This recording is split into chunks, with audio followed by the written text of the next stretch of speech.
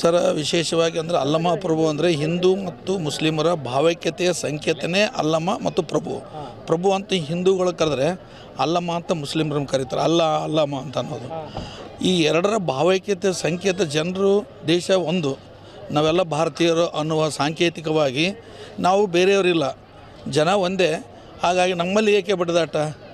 ರಕ್ತ ಹರಿಯೋ ನೀರು ಎಲ್ಲ ಒಂದೇ ಇರುವುದರಿಂದ ನಮ್ಮಲ್ಲಿ ಭಾವನೆಗಳಲ್ಲಿ ವ್ಯತಿರಿಕ್ತ ಮಾಡಿಕೊಂಡು ಜನ ಸಮುದಾಯ ದೇಶವನ್ನು ಹಾಳು ಮಾಡೋದು ಬೇಡ ಅನ್ನೋ ಸಮವನ್ನು ಆವಾಗಲೇ 11ನೇ ಶತಮಾನಕ್ಕಿಂತ ಮುಂಚೆನೇ ಆ ಶರಣರು ಇಲ್ಲಿ ನಡೆದು ಹೋಗಿರುವುದರಿಂದ ಪ್ರತಿ ವರ್ಷವೂ ಕೂಡ ಮಾಡ್ಯಾಳದಿಂದ ಪ್ರಭುಗಳು ಬರ್ತಾರೆ.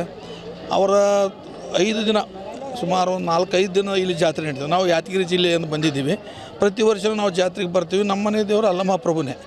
ನೈವೇದ್ಯವನ್ನು ಮಾಡುವಾಗ ನಾವು ಮಾದಲಿ ಅದೆಲ್ಲ ಬೆಲ್ಲದಿಂದ ಮಾಡಿದಂಥ ನೈವೇದ್ಯವನ್ನು ನಾವು ಅರ್ಪಿಸ್ತೀವಿ. ಅವರು ತಮ್ಮದೇ ಆದಂಥ ಒಂದು ನೈವೇದ್ಯವನ್ನು ಅವರು ಅರ್ಪಿಸ್ತಾರೆ. ಹೀಗೆ ಅವರವರ ಭಾವನೆ, ಅವರವರ ಭಕ್ತಿಗೆ ಅಲ್ಲಮ ಪ್ರಭು ಇದ್ದಾನೆ ಅನ್ನೋ ಒಂದು ಸಂಕೇತ.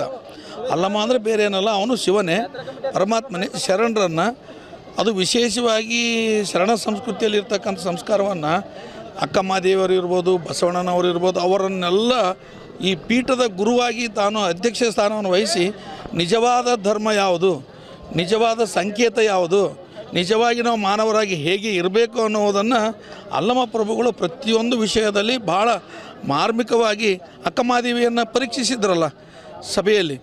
ಎಂಥ ಪ್ರಶ್ನೆಗಳನ್ನು ಕೇಳಿ ಪರೀಕ್ಷಿಸಿದ್ರು ಅವರನ್ನು. ಅಷ್ಟೂರು ಗ್ರಾಮ ಆಗಿರ್ತಕ್ಕಂಥದ್ದು, ಅದರಲ್ಲಿ ವಿಶೇಷವಾಗಿರ್ತಕ್ಕಂಥ ಒಂದು ವಿಶೇಷತೆ ಏನಂದರೆ ಶ್ರೀ ಅಲ್ಲಮಪ್ರಭು ದೇವರ ಒಂದು ದೇವಸ್ಥಾನ. ಆ ದೇವಸ್ಥಾನದಲ್ಲಿ ಏನದ ಅಂತಂದರೆ ಅಹಮದ್ ಶಾ ವಲಿ ಅಂತಕ್ಕಂಥ ಒಂದು ದರ್ಗಾ ನಾವು ಕಾಣ್ತೀವಿ.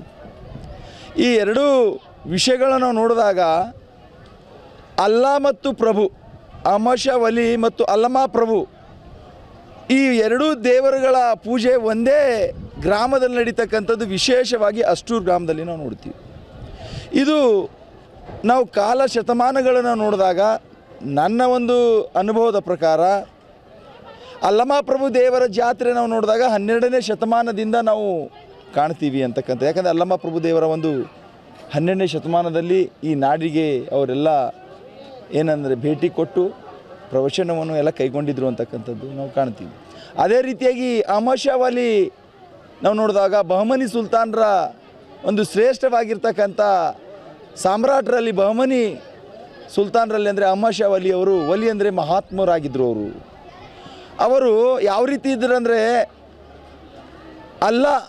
ಅಲ್ಲ ಅಂದರೆ ದೇವರು, ಪ್ರಭು ಅಂದರೆ ನಮ್ಮಲ್ಲಿ ಕಾಣ್ತಕ್ಕಂಥ, ಅಂದರೆ ಸರ್ವ ಜನರಿಗೆ, ಸರ್ವ ಜನಾಂಗಕ್ಕೆ ಒಳ್ಳೆಯ ಸಂದೇಶ ಕೊಟ್ಟಿರ್ತಕ್ಕಂಥ ಶ್ರೇಷ್ಠ ರಾಜರಾಗಿರ್ತಕ್ಕಂಥದ್ದು ನಾವು ಇತಿಹಾಸದ ಪುಟಗಳಲ್ಲಿ ನಾವು ನೋಡ್ತೀವಿ.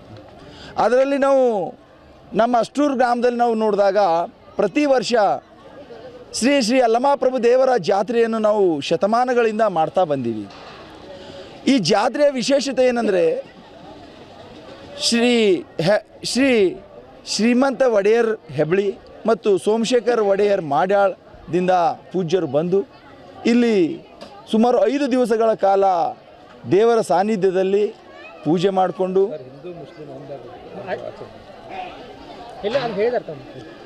ಇಲ್ಲಿ ಇದ್ದು ಭಜನೆ, ಕೀರ್ತನೆ ಹಾಗೂ ಇಲ್ಲೇನೋ ಸಾಂಸ್ಕೃತಿಕ ಕಾರ್ಯಕ್ರಮ ನಡೆಯೋದ್ರ ಜೊತೆ ಇಲ್ಲಿ ಜಂಗಿ ಕುಸ್ತಿ ಕಾರ್ಯಕ್ರಮವೂ ವಿಶೇಷವಾಗಿರ್ತಕ್ಕಂಥದ್ದನ್ನು ನೋಡ್ತೀವಿ.